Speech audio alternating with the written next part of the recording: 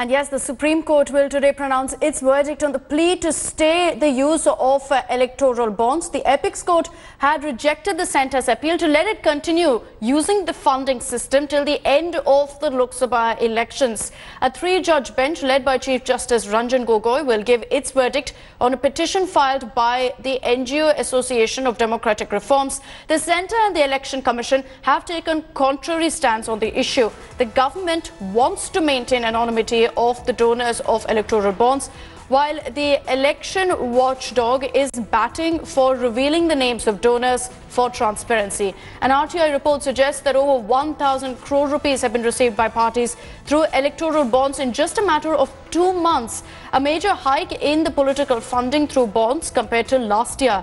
A report by the NGO Association for Democratic Reforms shows that the BJP leads in funding through electoral bonds. This is between 2017 to 2018.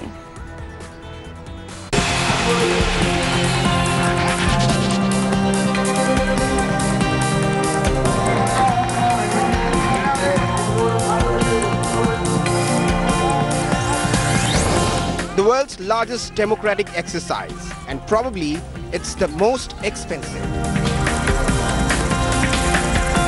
A year ago, India moved to overhaul campaign financing. The Modi government notified electoral bonds in January 2018. An innovative instrument designed to detect the money flowing through India's political arteries. This will be cleaner money coming from the donor, cleaner money coming into the hands of a political party. We would have cleansed the whole substantially the whole process, and there would be a significant amount of transparency. Today there is nil transparency when a cash is given. The source of the money is not known, the donor is not known, where it is spent it is not known.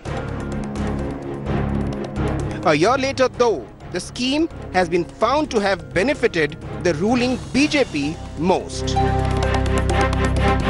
An RTI report from the State Bank of India, the sole supplier of electoral bonds, shows how electoral bonds have fared since their launch. A surge of 62% since 2018. More than 1,700 crores of electoral bonds sold in January and March alone. The Association for Democratic Reforms has dived deep. It found financing through electoral bonds is skewed heavily in favor of national parties. Among them, the BJP walked away with the lion's share. It received 210 out of 215 crore raised through electoral bonds. Regional political groups are alarmed. As a level playing field, what happens to smaller political parties like ours, the JDU, where large amounts of money, ostensibly sanitized and legally, are flowing to the larger parties through the electoral bond scheme, and it therefore skews up the level playing field. Anonymous donors can buy electoral bonds for up to ₹1 crore from the SBI to make donations to preferred political parties. The scheme has left the watchdogs worried. It is not a question about equal funding. It's a question about who is funding.